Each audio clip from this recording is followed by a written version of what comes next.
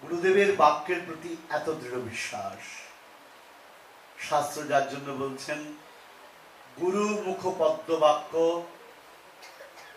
হৃদয়ে করিয়া ঐক্য আর না করিহ মনে আশা। একটা প্রবলেমের মধ্যে আছে। আমি অনেকবার বলেছি কথাটা, অনেকবার, আবার রিপিট করছি, অন্যভাবে রিপিট করব। এই গুরুদেব কে হতে পারেন? আমাদের একটা ধারণা আছে গুরুদেব মানে যে কানে একটা ফুস করে মন্ত্র বলে দিল, ব্যাস সেই গুরুদেব হয়ে গেল। Total wrong information. না, গুরুদেব কোনো ডক্টর নয়, জাস্ট একটা ইনজেক্ট করে দিলেন, ব্যাস ঝামেলা শেষ। আমরা বোকার মতো বস্তা পচা ধারণাগুলো মান্ধাতার আমল থেকে মাথার মধ্যে বইয়ে নিয়ে চলেছি। গুরুদেব শুধু কানে একটা মন্ত্র দিলেই হয় না। গুরুদেব কি? গুরুদেব জাস্ট লাইক ফার্মার, কৃষক। কৃষক যেমন জমিতে বীজ রোপণ করবার পর তাতে নার্সিং করেন, জল দেন, সার দেন ইত্যাদি দিয়ে সেটাকে সুন্দর করে বাড়িয়ে তোলেন, গুরুদেবের কাজ হলো সেইটা। আবার কি আমাদের একটা ধারণা, আমাদের বিশেষ করে বাংলাদেশে যাদের আমাদের অরিজিন আর কি, তা আমাদের মাথার মধ্যে রয়েছে আমাদের বংশ পরম্পরায় গুরু, অর্থাৎ আমার বাবা, তার বাবা, তার বাবা, তার বাবা, তার বাবা, তার বাবা, যেখানে আমরাও সেখানে। অদ্ভুত একটা রং ইনফরমেশন, ভুল কথা। শাস্ত্রে কোথাও বলেনি এই রকম ফরমেশনের কথা, পরম্পরার কথা বলেছি। গুরু পরম্পরা, গুরু পরম্পরাটা কিরকম হতে হবে? যোগ্যতাপূর্ণ হতে হবে। কি কি যোগ্যতা? আমি কয়েকটা যোগ্যতার কথা আজকে বলবো আপনাদেরকে। বলছেন অবতান্ময় শুদ্ধ সেই চিত আচার তৎপরা, আশ্রমিক ক্রোধ রহিত বেদবিদ সর্বশাস্ত্রবিদ। এগুলো হল গুরুদেবের গুণ। আমাদের একটা ধারণা, অনেকেই বলেন যে এই ভুল ধারণাগুলো কি করে কেন যায় না? আমরা এত এডুকেশন লেখাপড়া শিখছি, বুঝতে পারি না। এখন একজন ডক্টর ছিলেন, তার ছেলে যে ডক্টরই হবে তার কি গ্যারেন্টি আছে? একজন পুলিশ অফিসার ছিলেন, তার ছেলে যে পুলিশ অফিসারই হবেন তার কি গ্যারেন্টি আছে? একজন সাধু ছিলেন, পণ্ডিত ছিলেন, তার ছেলে যে পণ্ডিতই হবেন তার কি গ্যারেন্টি আছে? আপনারাই বলুন না, রবীন্দ্রনাথ ঠাকুর, তার ছেলে কি রবীন্দ্রনাথ হতে পেরেছে? যদি প্রশ্ন করি আপনাদের কাছে,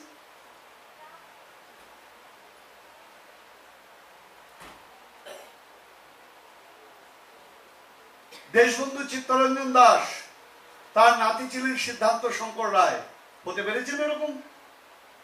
অত সোজা নয়। তাহলে গুরুদেবের যোগ্যতাটা কি? শাস্ত্র পরিষ্কার করে বলেছেন অবতান্ময় শুদ্ধ সে চিত আচার তৎপরা। তো পয়েন্ট এই জায়গাটা। অবতান্ময় শুদ্ধ বলতে যিনি শ্রী গুরুদেবের আসনে বসবেন তার বংশটা অবশ্যই সুন্দর হতে হবে। তার মানে তার বাবা, কাকা, জ্যাঠা ওরকম কিন্তু বলা হয়নি। আবার কি পাতিত্যাদি দোষ রহিত হতে হবে। পাতিত্যাদি দোষ রহিত বলতে খেয়াল করে দেখুন, অবতান্ময় শুদ্ধ, অবতান্ময় শুদ্ধ বলতে চারটে দোষ থাকা চলবে না। কি কি? অতিপাতক, মহাপাতক, উপপাতক, অনুপাতক। অতিপাতক কি? খুব গন্ডগোলের ব্যাপার। জননীর কাছে কোনো অপরাধ, অর্থাৎ মাতৃস্থানীয়ার কাছে কোনো অপরাধ থাকলে তার চলবে না। আবার কি? জননী সম্পর্কিত ব্যক্তির সঙ্গে কুসংসর্গ, এটা থাকলেও চলবে না। এরপরে বলছেন মহাপাতক। মহাপাতক কাকে বলছে? ব্রহ্মহত্যা, সুরাপান, মূল্যবান দ্রব্য চুরি, এটা হলো মহাপাতক। উপপাতক কোনটা বলছেন? গো হত্যা, নিরীহ জীব হত্যা। অনেকে অমেধ্য দ্রব্যাদি গ্রহণ করুন গুরুর আসনে বসতে চায়, তা হবে না। অর্থাৎ অমেধ্য দ্রব্য যারা ভক্ষণ করেন, ভোজন করেন, গুরুর আসনে তাদের বসবার কোনো অধিকার নাই। Clear concept? তাহলে কি হলো? আর অনুপাতক কোনটা? ব্যভিচারী জীবনযাপন, অর্থাৎ যার চরিত্রটি সঠিক নয়, চরিত্রের দৃঢ়তা যার নাই। এই চারটে দোষ যার মধ্যে, এই দোষগুলো যার মধ্যে রয়েছে, সে গুরুর আসনে বসতে পারবে না। আর কি বলছেন?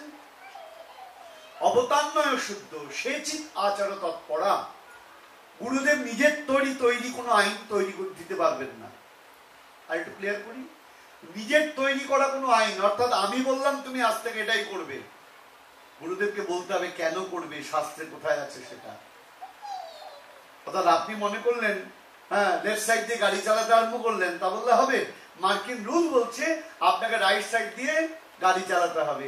আপনি মনে করলেন লেফট সাইড দিয়ে গাড়ি চালাবেন, আপনাকে কি খেতে হবে? টিকিট খেতে হবে, ডলার ফাইন করতে হবে।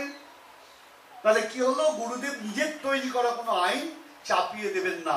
শাস্ত্র যা বলছেন, গ্রন্থ যা বলছেন, সেগুলোই তিনি উপদেশ প্রদান করবেন। তারপর কি বলছেন? অবতান্ময় শুদ্ধ সেচি তাৎপর আচার তৎপরা আশ্রমী। তারপরে বলছেন আশ্রমী। এই জায়গাটা একটু ক্লিয়ার করা প্রয়োজন। আশ্রম বলতে চারটে জায়গা আমাদের: ব্রহ্মচর্য, গারস্থ, বানপ্রস্থ, সন্ন্যাস। আমরা দেখবেন ন্যাচারালি সন্ন্যাসীদের খুব গুরুত্ব দিই, ন্যাচারালি ঠিক, সন্ন্যাসীরা সব ছেড়ে দিয়েছেন। গুরুত্বের কথা যদি বলেন, শাস্ত্র বলছেন চারটি আশ্রমেরই গুরুত্ব রয়েছে। ব্রহ্মচর্যেরও গুরুত্ব রয়েছে, ছাত্রাবস্থায় যেগুলো প্রয়োজন। গারস্থেরও গুরুত্ব রয়েছে, বানপ্রস্থেরও গুরুত্ব রয়েছে, সন্ন্যাসেরও গুরুত্ব রয়েছে। কারণ আমি বাংলাদেশে বলেছিলাম, কোন এক জায়গা থেকে আমাকে বলা হচ্ছিল উনি গুরুদেব কেন সন্ন্যাসী নন, তখন শাস্ত্রে এই শ্লোকটা উল্লেখ করে বললাম যে গুরুদেব চারটে আশ্রমের যে কোনো আশ্রমে থেকে হতে পারেন। আর আরেকটা কথা হচ্ছে, যারা গারস্থ ধর্মকে এত নিন্দা করেন তাদেরকে আমি একটা শুধু কথাই বলবো, আপনারাও বলবেন, যে পৃথিবীতে গারস্থ ধর্ম যদি না থাকতো, কোনো সন্ন্যাসীর জন্মই হতো না। পৃথিবীতে কোনো গ্রেটেস্ট ম্যান, কোনো মহাপুরুষের জন্মই হতো না যদি গারস্থ আশ্রম না থাকতো। বলুন কেমন করে তারা আসতেন? তাহলে গারস্থ আশ্রমকে কেউ যেন দয়া করে উপেক্ষা না করেন। আর একটা কথা, যত বড় বড় মঠ, যত বড় বড় মন্দির, কিভাবে এতগুলো বড় হয়, কিভাবে তৈরি হয়? গারস্থদের আনুকূল্যের দ্বারা হয়। কিন্তু যারা গারস্থদের শুধু নিন্দা করেন, তারা এই ব্যাপারগুলো যেন মাথায় রাখেন। অর্থাৎ পৃথিবীতে গারস্থ ধর্ম না থাকলে কোনো কাপুরুষেরও জন্ম হতো না, কোনো মহাপুরুষেরও জন্ম হতো না। তাই কি বলছেন? গুরুদেবের চারটে আশ্রমের একটা আশ্রম হতে হবে। আর কি? বেদবিদ সর্বশাস্ত্রবিদ, তাকে শাস্ত্রজ্ঞানী হতে হবে। হ্যাঁ, ওই 5 গ্রেড 9 গ্রেড করে গুরুদেব হওয়া যাবে না, তাকে এডুকেটেড হতে হবে, শিক্ষিত হতে হবে, জ্ঞানী হতে হবে। তা না হলে ওই আসনে যেন কেউ না বসেন। শাস্ত্র কিন্তু হরিভক্তি বিলাস উল্লেখ করে দিয়েছেন এই গুণগুলো। আমি জাস্ট কয়েকটা গুণ আলোচনা করলাম, এর বেশি প্রয়োজন নেই। তাহলে কি হলো? তাহলে প্রথম বিশ্বাসটা কার প্রতি রাখবো? আদৌ শ্রদ্ধা। শ্রদ্ধা শব্দে কহে সুদৃঢ় বিশ্বাস। টু মাচ ফেথ কার প্রতি? শ্রী গুরুদেবের প্রতি। এবং সেই গুরুদেব কেমন হতে হবে? মহাজন বলছেন গুরুদেবকেও বিচার করে গুরু করতে হবে। আমাদের দুর্ভাগ্য কি, আমরা যেমন সম্বন্ধ দেখি কত বিচার করি, মেয়ের বাবাকে, মেয়ের মাকে, মেয়ের বাড়ি কেমন, ছেলের বাবা কোথায়, কি কাজ করে। কিন্তু দুর্ভাগ্যের বশে যখন গুরুদেব আমরা নির্বাচন করি, তখন উঠলো বাইতো কটক যাই, তখন আমরা আর বিচার করি না। এটা আমাদের বিরাট বড় একটা ভুল, যার জন্য এক শ্রেণীর অযোগ্য লোক এই জায়গাটাকে ভরিয়ে রেখে দিয়ে আমাদেরকে ভুল পথে পরিচালিত করছেন। এটা আমাদেরই ভুল। শাস্ত্র কিন্তু উল্লেখ করে দিয়েছেন যে পয়েন্টগুলো আমরা উল্লেখ করলাম। এই জন্য শাস্ত্র বলছেন, হেন গুরু পাদ পদ্ম করহ বন্দনা, যাহা হইতে মিটে ভাই সকল যন্ত্রণা। এমন গুরুচরণ আশ্রয় করবে যাতে তুমি ভগবত উপলব্ধি তোমার হৃদয়তে হয়। তা না হয় তাহলে অবশ্যই নিজেকে সংশোধন করবার অধিকার প্রত্যেকটি মানুষের রয়েছে। তাহলে কি দাঁড়ালো? আদৌ শ্রদ্ধা।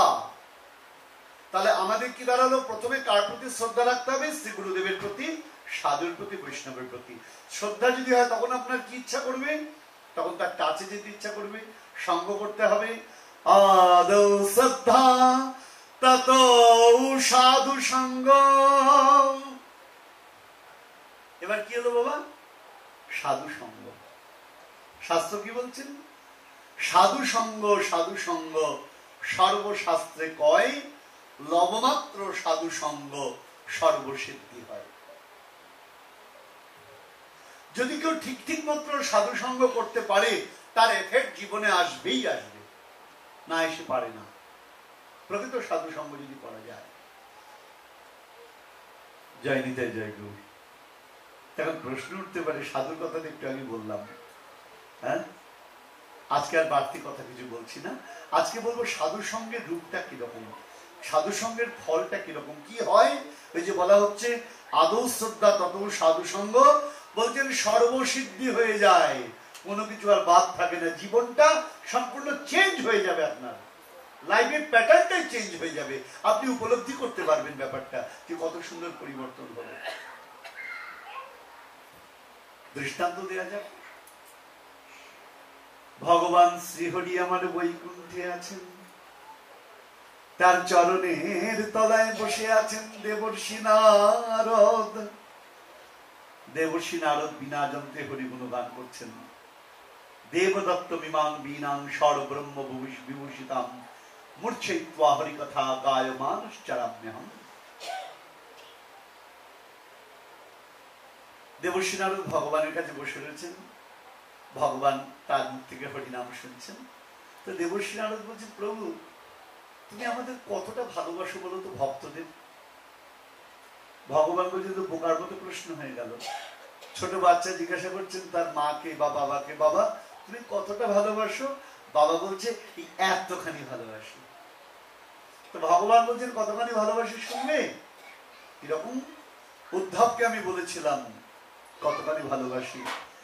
ন তথা মে প্রিয়তমে, আমি আমার লক্ষ্মীকে এত ভালোবাসি না। আত্মজনী, আমার নাভি থেকে যার জন্ম, সেই ব্রহ্মাকে এত ভালোবাসি না। ন চ শঙ্কর, সেই দেবাদিদেব মহাদেবকে আমি এত ভালোবাসি না। ন চ শঙ্কর্ষণ, আমি বলদেবকে এত ভালোবাসি না। নৈবাত মাছ যথা ভবন, আমি নিজেকে পর্যন্ত এত ভালোবাসি না। যতখানি ভালোবাসি আমি আমার ভক্তকে, যতখানি ভালোবাসি আমি আমার সাধুকে। দেবর্ষি নারদ বলছেন, প্রভু তুমি এত ভালোবাসো আমাদের। তা যারা সাধুর সঙ্গ করে তাদেরকে কি করো? বলে তাদের আমি সব দিয়ে দিই, আর আলাদা করে কিছু রাখি না। তাহলে সাধু সঙ্গের ফল কি? দেবর্ষি নারদ যখন বলেছেন, ভগবান বলছেন তুমি কি ফল জানতে চাও নারদ? বলে আমি জানতে চাই ঠাকুর, সাধু সঙ্গের ফল কি? বলে বেশ, তোমায় বলছি। তুমি তো একজন সাধু, যাও আমি তোমাকে একটা ঠিকানায় পাঠাচ্ছি, তুমি সেখানে গিয়ে তাদের সঙ্গ দান করে আসো। বলে কোথায়? অমুক পর্বত, সেই পর্বতের পাদদেশে একটা বিরাট বড় অশ্বত্থ বৃক্ষ, তার একটা কোটর ছোট্ট গর্ত রয়েছে, সেখানে থাকে একটা ভ্রমর মধুকর, তুমি যাও তাকে কৃপা করে এসো, দেখো সাধু সঙ্গের ফল কি। দেবর্ষি নারদ ভগবানের কথা শুনে সাধু সঙ্গের কি ফল হয়, কি লাভ হয়, এটা দেখবার জন্য চলে গেলেন সেই পাহাড়ের কাছে। পাহাড়ের কাছে গিয়ে সেখানে পাদদেশে একটা অশ্বত্থ বৃক্ষ, তার মধ্যে কোটর, সেখানে গিয়ে একটা দেখছেন ভ্রমর রয়েছেন। দেবর্ষি নারদ দেখছেন, ওরে ভ্রমর, ভগবান আমাকে পাঠিয়েছেন তোমার কাছে, তুমি এসো আমার কাছে। দেবর্ষি নারদের আহ্বান শুনে ওই ভ্রমর উড়ে উড়ে যখন তার কাছে এলেন, যেই মাত্র তার চরণ স্পর্শ করলেন, ভ্রমরটি তৎক্ষণাৎ মারা গেল। যেই মারা গিয়েছেন, নারদ চমকে উঠেছেন, এটা কি হলো? ভগবান তুমি এই দেখানোর জন্য আমাকে পাঠালে? আমার কাছে এসে আমার চরণটা ছোঁয়া মাত্র ওই ভ্রমরটা মরে গেল, আমি একজনের মৃত্যুর কারণ হলাম। প্রভু এই কি সাধু সঙ্গের ফল? এটাই কি তুমি আমাকে দেখাতে চেয়েছ? দেবর্ষি নারদ দুটি নয়নে অশ্রুবিন্দু নিয়ে ভগবানের কাছে গেলেন, প্রভু আমি বুঝেছি আমার অহংকার হয়েছে, আমি সাধু, তাই জন্য তুমি দেখালে, তোমার ছোঁয়ায় দেখো ওই ভ্রমরটা মরে গেল, আমি আর দেখতে চাই না প্রভু। ভগবান বলছেন, নারদ চোখের জল মোছো, আমি তো কিছুই দেখাইনি এখনো অনেক দেখবে তুমি, তোমার মনে তো কষ্ট হয়েছে নারদ, বেশ আমি তোমাকে বলছি, এবার তুমি একটা গ্রামে যাবে, ভিলেজে। সেখানে কি হয়েছে, এইমাত্র একটা গৃহস্থের বাড়িতে একটা গাভী একটা বাছুরের জন্ম দিয়েছে। তুমি কালকে গিয়ে ওই বাছুরটাকে আশীর্বাদ করে আসবে, তখন তুমি বুঝতে পারবে সাধু সঙ্গের ফল কি। ঠাকুর না না নারদ, আমার কথা তোমার বিশ্বাস হচ্ছে না? প্রভু এ কি বলছো? তোমার কথা যদি বিশ্বাস না রাখি তাহলে জগতের আস্থাটা রাখবো কোথায়? বেশ প্রভু, আমি কালকে আবার যাব। দেবর্ষি নারদ পরের দিন আবার ওই বিনা যন্ত্রে হরিগুণ গান করতে করতে সেই গ্রামকে খবর করেছেন, খোঁজ করেছেন। সেই গ্রামের মধ্যে গৃহস্থ বাড়ি খোঁজ করেছেন। তার গোয়াল ঘরে গিয়ে দেখছেন সত্য সত্যই একটা ছোট্ট বাছুর মায়ের কাছে দাঁড়িয়ে রয়েছেন। যেই মাত্র দেবর্ষি নারদ গিয়েছেন, ওই ছোট্ট বাছুর লাফাতে আরম্ভ করেছেন নারদকে দেখে। কি খুশি তার, কি আনন্দ তার। ছুটে এসে যেই নারদকে প্রণাম করেছেন, ধর করতে করতে বাছুরটা আবার মরে গেছে। নারদ চমকে উঠলেন, এ কি? একই ঘটনা বারবার পুনরাবৃত্তি। আগের দিন আমি ভ্রমণের কাছে গেলাম, ভ্রমণটা আমাকে স্পর্শ করে মরে গেল, আজ এই বাছুরটাও আমাকে ছোঁয়া মাত্র পড়ে গেল। না না না প্রভু, আর আমি দেখতে চাই না। সাধু সঙ্গ দেখা আমার হয়ে গিয়েছে। আমি বুঝতে পেরেছি আমি সাধু নই, তাই তুমি আমাকে এই শাস্তি দিচ্ছ। সাধুর মন তো কোমল না বাবা, আমাদের মন তো শক্ত পাথরের মতো। সাধুর মন বড় কোমল। ভগবানের চরণে গিয়ে দেবর্ষি নারদ লুটিয়ে পড়ে ক্রন্দন করছে, প্রভু এ আমি কি অন্যায় করলাম? আমার ছোঁয়ায় দুটি প্রাণীর মৃত্যু হয়ে গেল। দেবর্ষি নারদের মাথায় হাত দিয়েছেন ভগবান। নারদ ওঠো, দুঃখ করো না নারদ, কালকে তোমাকে আমি আর একটা জায়গায় পাঠাবো। না প্রভু না, আর আমি কোথাও যাবো না, আর কোথাও যাবো না। নারদ আমি আদেশ করছি এই শেষবার তোমাকে পাঠাবো। এখানে না গেলে তোমার আগের যে দুবার গেলে সেটা তো বৃথা হয়ে যাবে নারদ। প্রভু আবার যদি কোনো অঘটন ঘটে, আমি তোমায় বলছি যাও। কোথায় যাব? এবার গ্রামে নয়, একটা শহরে। শহরে যাবে, একটা গৃহস্থ বাড়িতে দেখবে একজনের ছোট্ট শিশু জন্ম দিয়েছে। সেই সূতিকা ঘরে গিয়ে তুমি ওই বাচ্চাটিকে আশীর্বাদ করে আসবে। দেবর্ষি নারদ দুরু দুরু বক্ষে পরের দিন সেই শহর খোঁজ করে, গৃহস্থ বাড়ি খোঁজ করে তার সূতিকা ঘরে গিয়েছেন, যেখানে ওই ছোট্ট শিশু জন্ম নিয়েছেন। মাত্র একদিনের আগের দিন জন্ম নিয়েছেন শিশুটি। দেবর্ষি নারদ ওই জানলা দিয়ে দেখছেন গবাক্ষপথ দিয়ে দেখি শিশুটি মায়ের কাছে শুয়ে কেমন খেলা করছেন। দেবর্ষি নারদ বলছেন, না না না, আর আমি কাছে যাব না। যদি আবার আগের মতো হয় আমি এখান থেকে আশীর্বাদ করে চলে যাচ্ছি বলে দেবর্ষি নারদ যে পিছন ফিরেছেন, ওই শিশুটি ডাকছেন, দেবর্ষি আমাকে কৃপা করবে না? আমাকে আশীর্বাদ করবে না? দেবর্ষি নারদ চমকে উঠলেন। একটা একদিনের শিশু কথা বলে কি করে? তাড়াতাড়ি সূতিকা ঘরে গিয়েছেন, দেখছেন ছোট্ট বাচ্চাটি হাত তুলে দেবর্ষি নারদকে প্রণাম করছেন। বলে আমাকে কৃপা করো তুমি, তোমার কৃপায় তো আজ আমি এখানে। সে কি? দেবর্ষি নারদ তুমি না ভগবানের কাছে জানতে চেয়েছিলে সাধু সঙ্গের ফল কি? বলো তুমি জানলে কি করে? আমি জানবো না? আমি তো জানবো কি করে। শোনো দেবর্ষি নারদ, তুমি যে ভ্রমরকে কৃপা করতে গিয়েছিলে, ওই ভ্রমর আমি ছিলাম। যেই মাত্র তোমার ছোঁয়া পেলাম, পতঙ্গ জনি থেকে আমার মুক্তি হয়ে গেল। তারপর ভগবান আবার তোমাকে পাঠালেন কোথায়? বাছুর দেখতে। আমি ওই পতঙ্গ জনি থেকে মুক্ত হয়ে পশুজনি প্রাপ্ত হলাম, বাছুর হয়ে আমি জন্ম নিয়েছিলাম। ভগবান আবার পাঠালেন তোমাকে আমারই কাছে। যেই মাত্র তোমার চরণের ছোঁয়া পেলাম, আবার আমি পশু জন্ম থেকে মুক্ত লাভ করলাম। আজ এবার মানব জন্ম পেয়ে গিয়েছি। দেখো সাধু সঙ্গের ফল কি। 84 লক্ষ জনি পরিভ্রমণ করে তবে লোকে মানব জন্ম পায়, আর আমি তোমার চরণের ছোঁয়ায় মাত্র 2টো জন্মেতেই এই দুর্লভ মনুষ্য জন্ম লাভ করেছি। তাই ভগবান দেখালেন সাধু সঙ্গের ফল কি। সাধু সঙ্গ সাধু সঙ্গ সর্বশাস্ত্রে কয়, লবমাত্র সাধু সঙ্গ সর্বসিদ্ধি হয়। দেখুন এই হলো সাধু সঙ্গের প্রভাব। ঘড়ির কাঁটা আজকে একটু কিন্তু বুঝে শুনে বোধহয় চলছে। দেখতে দেখতে কেমন করে 1.5 ঘন্টা হয়ে গেল, আমরা টেরই পেলাম না। হ্যাঁ, সত্যি আমার একটু আনন্দ লাগছে এই কারণেই, আমি যখন প্রথম ইউএসএতে এলাম তখন ভাবছিলাম এখানকার মানুষ ম্যাটেরিয়ালিস্টিক জগতে থাকেন না, বস্তু জগতে। তারা নাকি শনিবার রবিবার ছাড়া কোনো চিন্তা করেন না। আমার এক ফ্রেন্ড ইউএসএতে সার্ভিস করতেন, আমাকে বলতেন, ভাই সানডেতে আমরা খুব এনজয় করি, আনন্দ করি। আনন্দ মানে দৈহিক আনন্দ নয়। আজ আমেরিকায় এসে দেখলাম যারা আমরা প্রবাসী সনাতন ধর্মাবলম্বী রয়েছি, আমরা আনন্দটা এই স্যাটারডে সানডেতে কৃষ্ণ কথার মধ্যে দিয়ে খুঁজে নিচ্ছি। এটাই প্রকৃত আনন্দ, এটাই নির্মল আনন্দ, এটাই চূড়ান্ত আনন্দ। আপনাদের বলছি আমি, 10 দিন পর পর 10টা পার্টিতে যান তো 11 দিনের দিন বিরক্ত লেগে যাবে। 10 দিন যেতে লাগবে না, 3 দিন যান, 4 দিনের দিন বিরক্ত লেগে যাবে। কিন্তু হরি কথা সারা জীবন শুনলেও কোনোদিন ফুরায় না। যখন কোনো হরিকথার অনুষ্ঠান শেষ হয়ে যায় চোখের কোণে জল এসে যায়। আমার নিজের জীবন দিয়ে যেটা দেখা, যখন আমি কোনো বাড়ি থেকে চলে আসি, আত্মীয় স্বজন বাড়ি থেকে চলে গেলে লোকে বলে, বাপরে বাপ, যাই একবার গার্বেজ করতে হবে, কত ময়লা টলা হয়ে গেছে। হ্যাঁ, বাপরে বাপ, কিছুদিন থেকে গেল।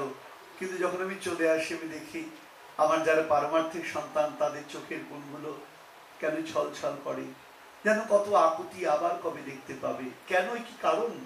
এই কারণ হলো হরিকথা, এই কারণ হলো ভগবত আনন্দ। পৃথিবীতে এমন নির্মল আনন্দ, এমন সুস্থ আনন্দ কোথাও নাই যা হরিকথার মধ্যে রয়েছে, যা কৃষ্ণ কথার মধ্যে রয়েছে। যার জীবন এই ভগবত চরণের প্রতি আগ্রহী হয়নি তার জীবনটাই দুর্ভাগ্যের। যার জীবন ভগবত চরণের প্রতি আগ্রহী হয়েছে তার জীবনটাই সৌভাগ্যের, তার জীবনটাই আনন্দের।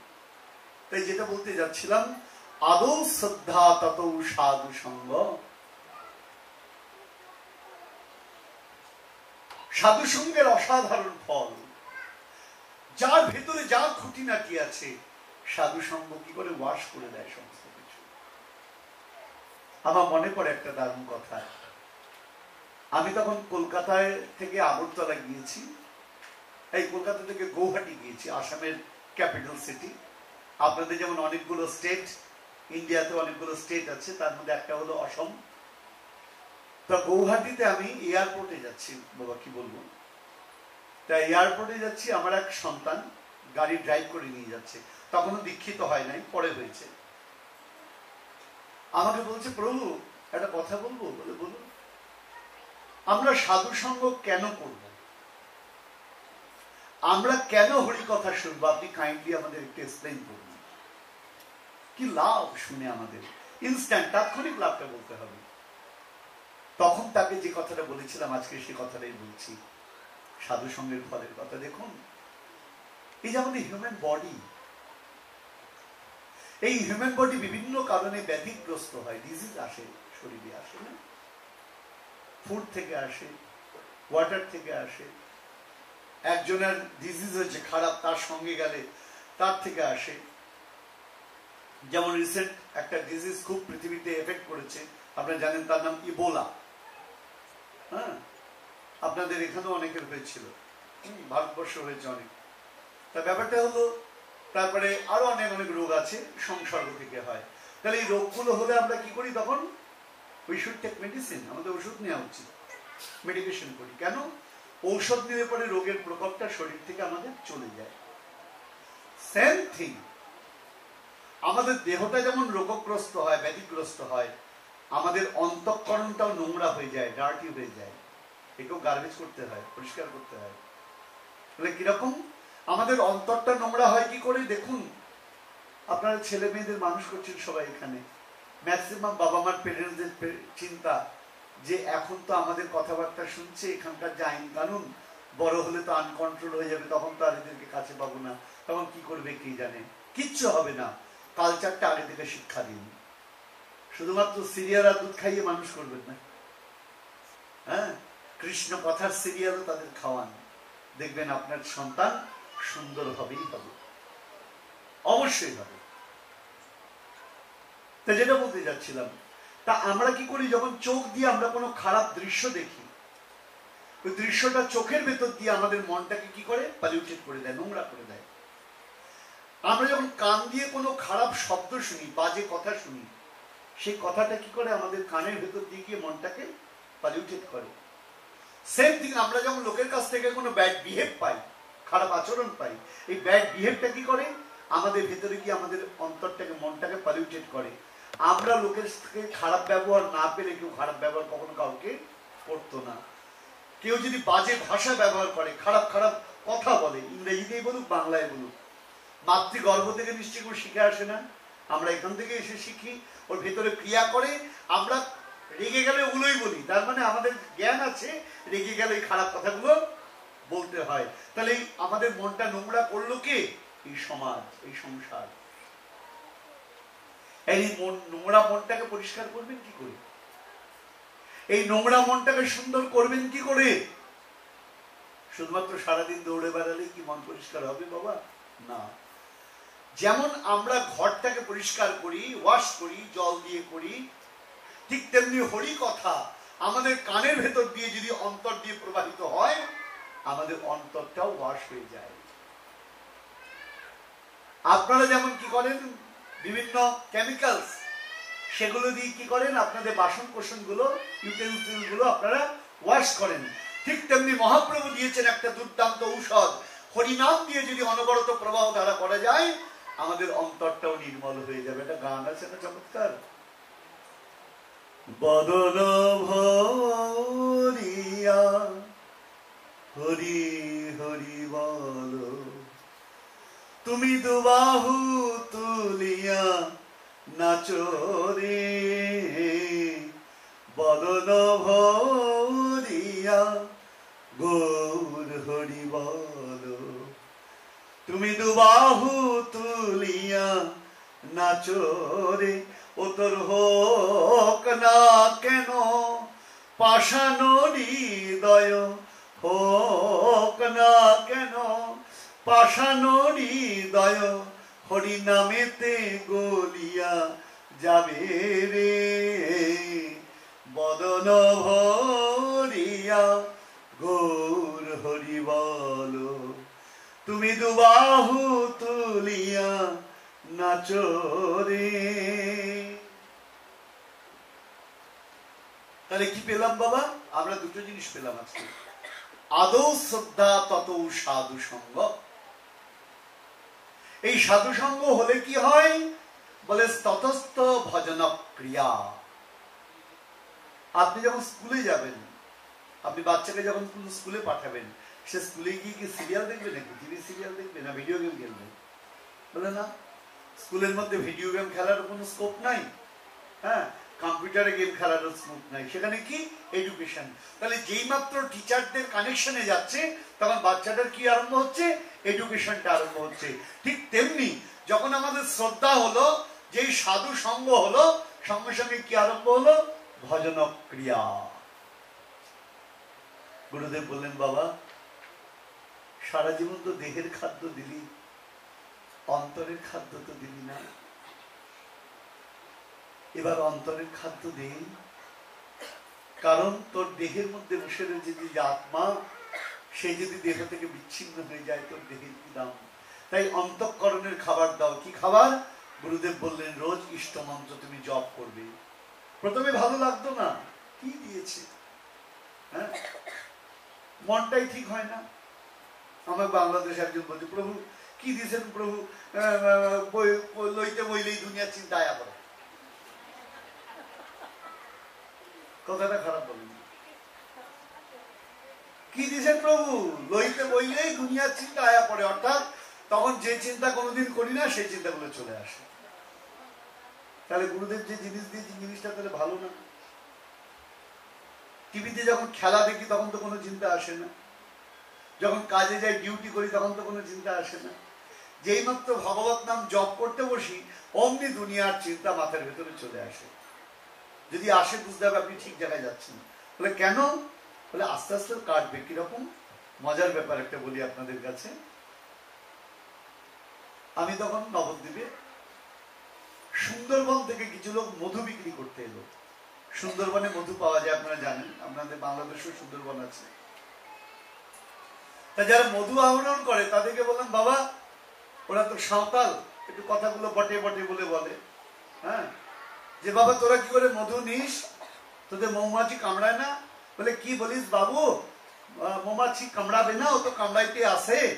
আমরা কি করি জানিস বাবু? মানে কি করিস তোরা? আমরা মশালটা জ্বালাই দিই।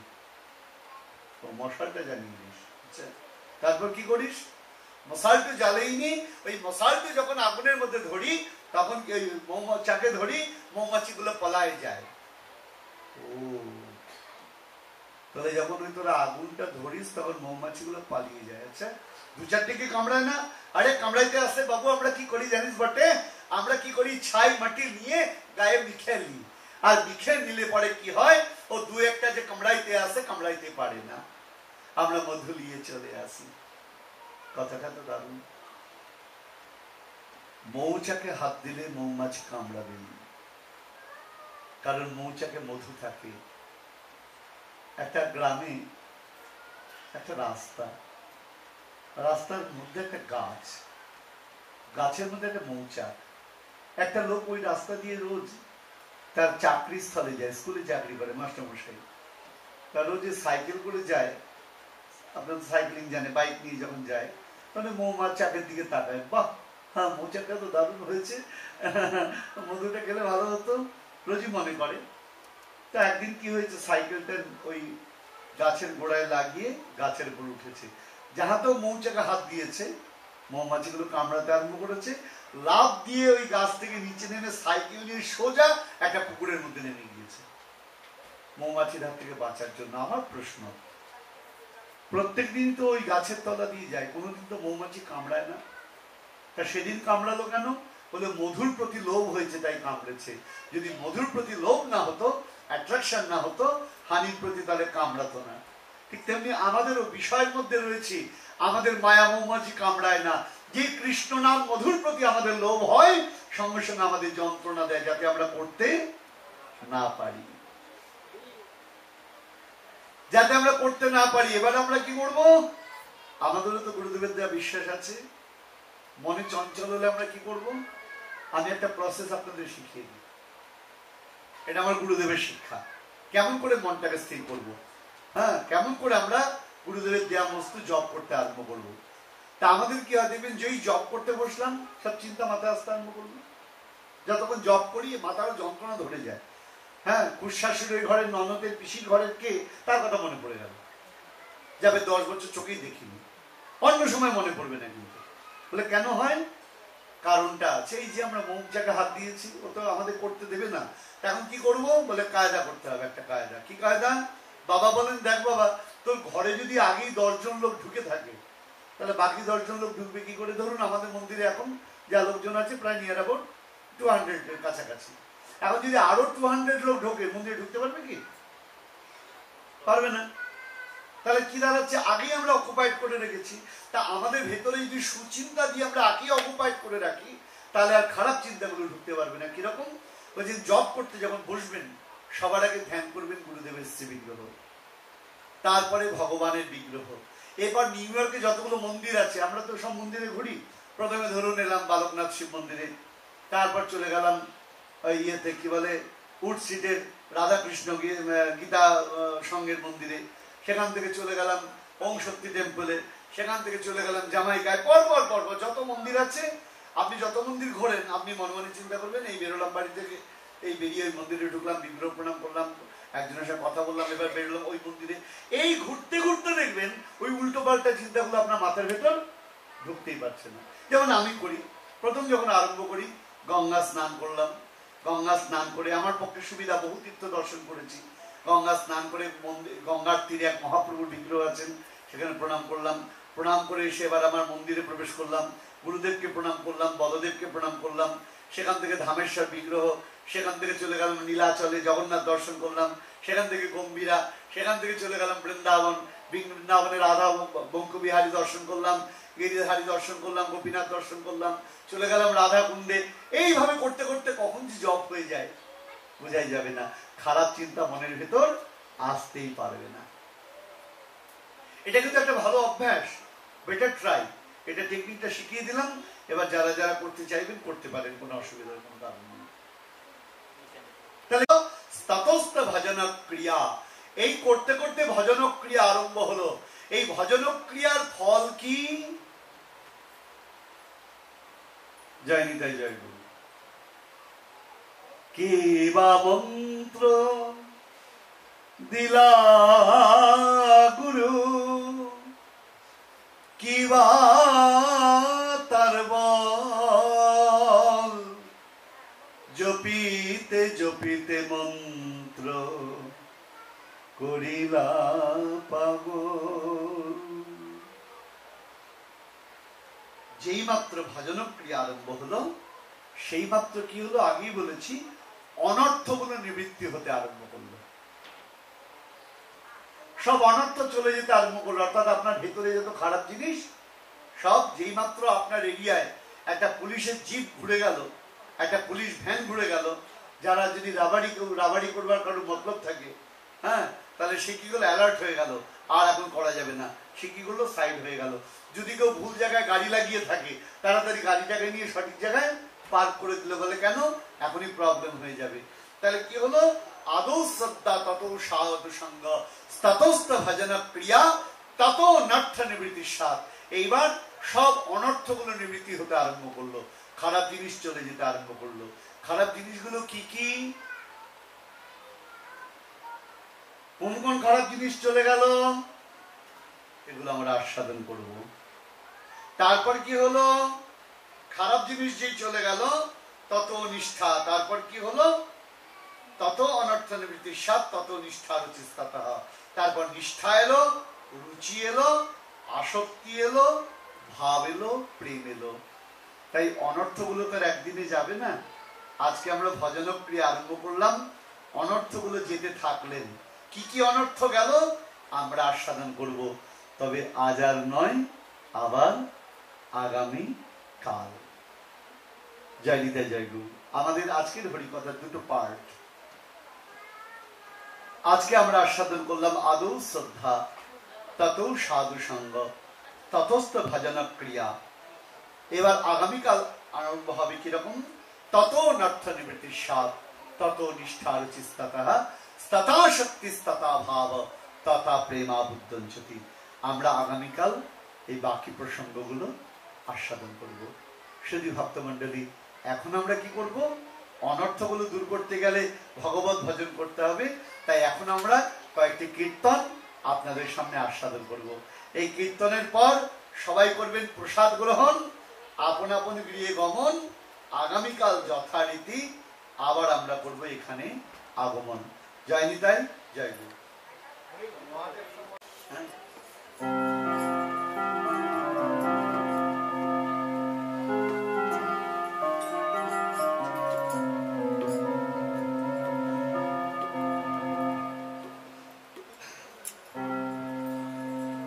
কি নাম দিলে প্রভু,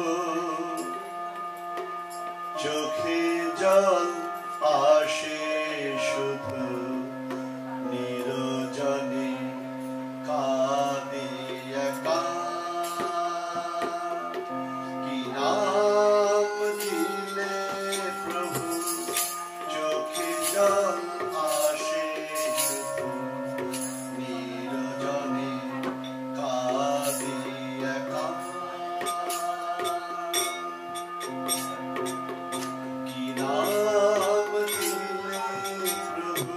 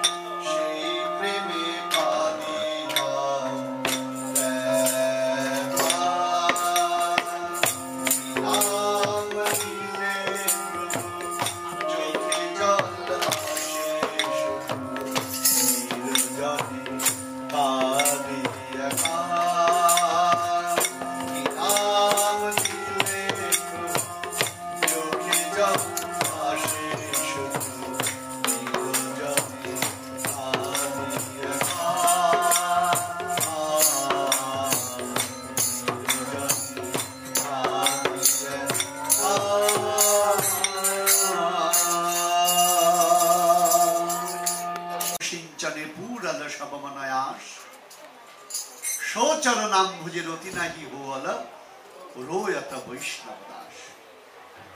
তা গুরুদেব মহাপ্রভুর কথা বললেন, হরি নাম দিলেন আমাদের। হরি বল হরি বল হরি বল, হরি নামের মধ্যে আছেন কৃষ্ণ প্রাণধান। হরি বল হরি বল হরি বল, হরি নামের মধ্যে আছেন কৃষ্ণ প্রাণধান। হরি বল হরি বল হরি বল হরি বল।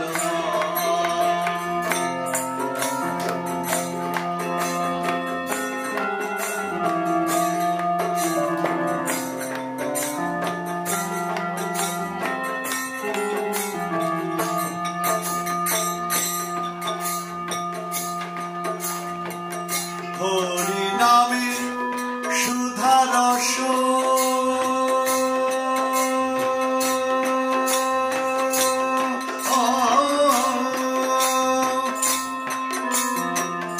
হরি নামে সুধা রস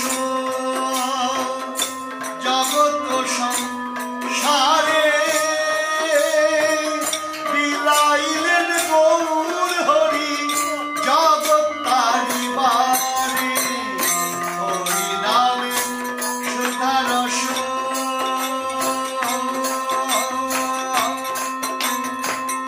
হরি নামে সুধা রস জগৎ সংসারে বিলাইলেন গৌর হরি জগৎ তারিবারে। তাই হরি নামের জয় গানেতে নেচে ওঠে মন, তাই হরি নামের জয় গানেতে নেচে ওঠে মন। হরি বল হরি বল হরি বল হরি বল, হরি নামের মধ্যে আছে কৃষ্ণ প্রাণধান। হরি বল হরি বল হরি বল হরি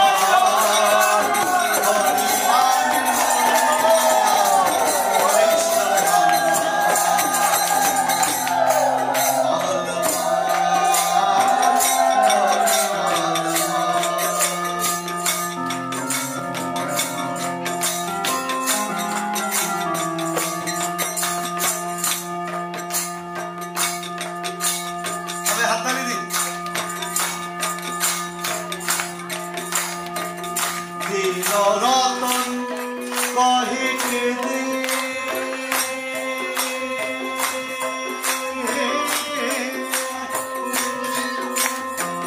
দিন রতন কহে কেঁদে, মন মরিস না তুই মিছা ভেবে, নামের মাঝে আছে নামে এটাই সার সম। দিন রতন কহে কেঁদে, মন মরিস না তুই মিছা ভেবে, নামের মাঝে আছে নামে এটাই সার সম।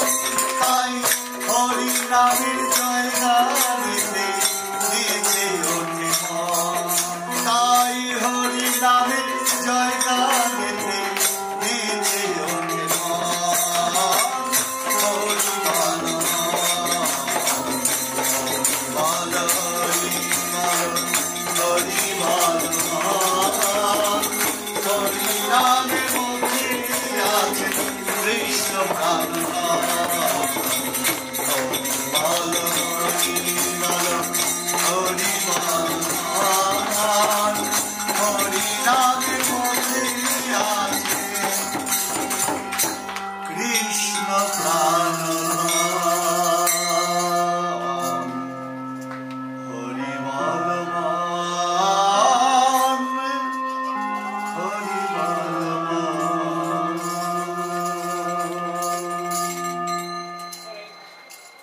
সত্যি এক একটি কীর্তনে যেন মনের সমস্ত কিছু কালিমা, বেদনা, যন্ত্রণা সব বিদরিত হয়ে যাচ্ছে। তা এখন এতক্ষণ আমরা প্রথমে গুরুদেবের বন্দনা করলাম, তারপর গুরুদেব দিলেন গৌর হরির কথা। কিন্তু কথা হলো, সবাই বলে যদি গৌর না হইত কেমনে হইত, কেমনে ধরিতাম দে, রাধার মহিমা প্রেম রসসীমা জগতে জানাতো কি। যদি মহাপ্রভু না থাকতেন, রাধা গোবিন্দ লীলা মহিমা জগতে কি জানাতেন? না, আমি প্রশ্ন বলবো, যদি রাধারানী না থাকতেন তাহলে গৌর সুন্দরকে আমরা পেতাম কি? তাই রাধারানীর উপর একটা কীর্তন করবো। এটা আমার নিজের লেখা, নিজের সুর দেওয়া। আজকে সবগুলোই একরকম হচ্ছে, নিজের লেখা সুর দেওয়া করছি। ভক্তদের সেবায় যদি লাগে ওটাই আনন্দ আমার।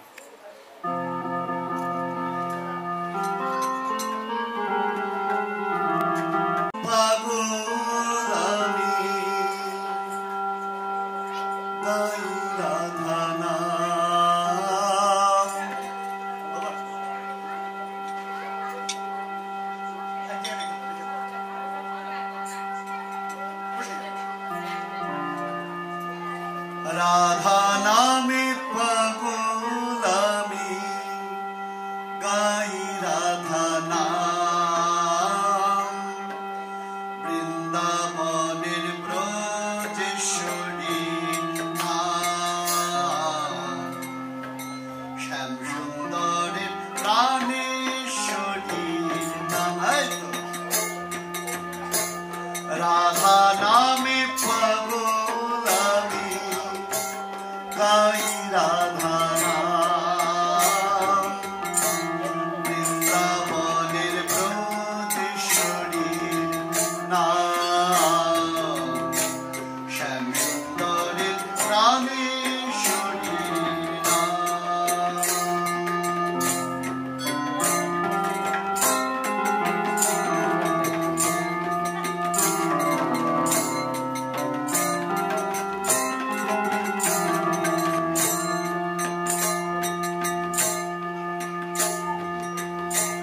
রাধা নামে কত মধু,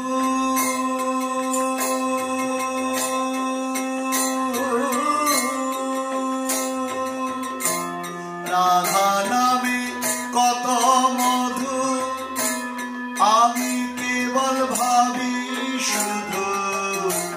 রাধা নামে কত মধু,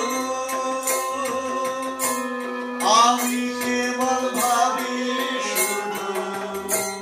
যে নামেতে মাতো হারা, যে নামেতে মাতো হারা, ব্রজের ঘন শ্যাম, বৃন্দাবনের ব্রজেশ্বরী নাম, শ্যাম সুন্দরের প্রাণেশ্বরী নাম। রাধা নামে পাগল আমি, গাই রাধা নাম, বৃন্দাবনের ব্রজেশ্বরী নাম, শ্যাম সুন্দরের প্রাণেশ্বরী নাম।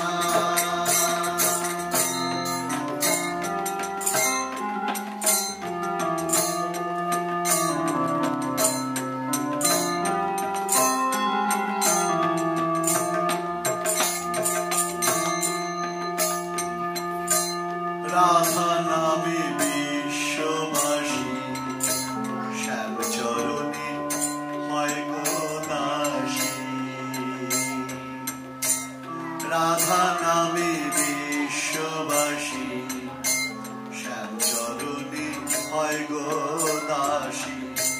হাসি হাসি গায় গো বাসি, রাধা রাধা নাম, হাসি হাসি গায় গো বাসি, রাধা রাধা নাম।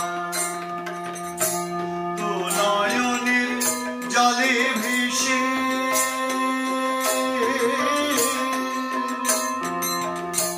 তো নয়নের জলে ভেসে, দিন রতন কয় গো এসে দু নয়নের জলে ভেসে, দিন রতন কয় গো এসে কৃষ্ণ চরণ পাবে ও গো, কৃষ্ণ চরণ পাবে ও গো, গাইলে রাধা নাম। বৃন্দাবনের ব্রজে শরীর নাম, শ্যাম সুন্দরের প্রাণে শরীর নাম। রাধা নামে পাগল আমি, গাই রাধা নাম।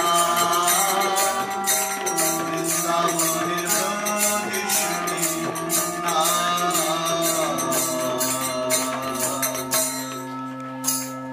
শ্যাম সুন্দরের প্রাণে শরীর নাম।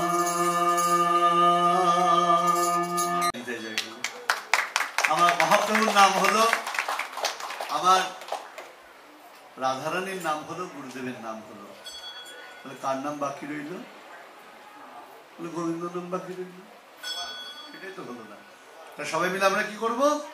সবাই মিলে এখন মহাপ্রভুর দেওয়া সেই হরে কৃষ্ণ নাম মহামন্ত্র আমরা উচ্চারণ করব। আপনারা কিন্তু কালকেও আজকের মধ্যে একটু তাড়াতাড়ি আসবেন, তাহলে আমরা প্রোগ্রামটা 2 ঘন্টার উপর কন্টিনিউ করতে পারবো। আজকে খুব ভালো লাগছে, প্রায় 2.25 ঘন্টা অবধি আমরা প্রোগ্রামটা কন্টিনিউ করতে পারলাম। হ্যাঁ, আপনাদের সমবেত প্রচেষ্টাই আমাদের উল্লাস। তাই আগামীকাল আমরা আসবো, প্রাণ ভরে আনন্দ করব। হরে কৃষ্ণ, আপনার দেশের কথা মনে পড়বে, কৃষ্ণ কৃষ্ণ হরে হরে, হরে রাম হরে রাম, রাম রাম হরে হরে, হরে কৃষ্ণ হরে কৃষ্ণ, কৃষ্ণ কৃষ্ণ হরে হরে, হরে রাম হরে রাম, রাম রাম হরে হরে,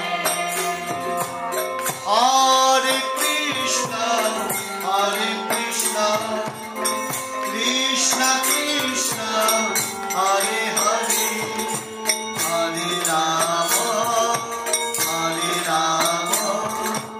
রাম রাম হরে হরে, হরে কৃষ্ণ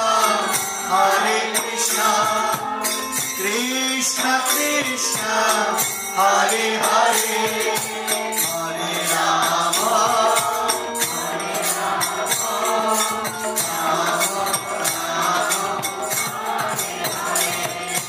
কৃষ্ণ, হরে কৃষ্ণ কৃষ্ণ কৃষ্ণ হরে হরে, হরে রাম রাম রাম হরে হরে।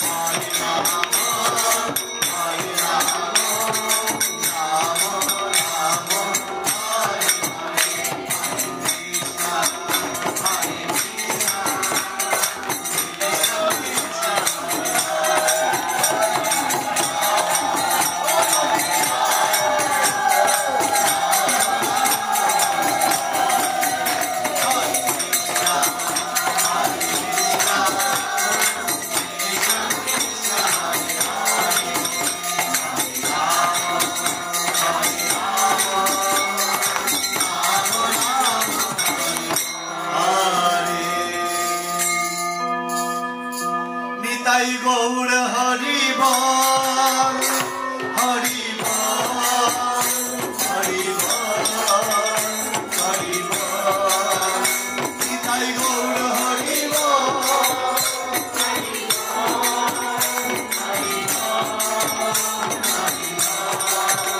নিতাই গৌর হরি বল হরি বল হরি বল হরি বল নিতাই গৌর হরি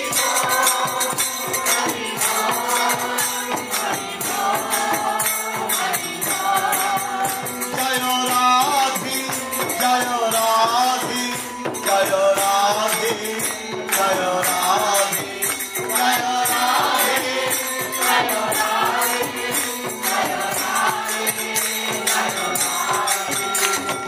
রাধে রাধে শ্যাম মিলাদে রাধে রাধে শ্যাম মিলাদে আর কিছু চাই না রাধে শ্যাম মিলাদে চাইলে ও দিও না চাইলে ও দিও না আমি মূর্খ তুমি বিজ্ঞ চাইলে ও দিও না শ্রী গোবিন্দ সেবা বিনে চাইলে ও দিও না এই ভবের বস্তু ভবে রবে চাইলে ও দিও না রাধে রাধে সবাই বলো রাধে রাধে রাধে জয় রাধে জয় রাধে জয় রাধে জয় রাধে জয় রাধে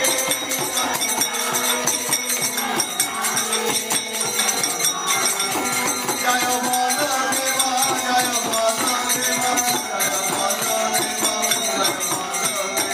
জয় বল দেবা জয় বল দেবা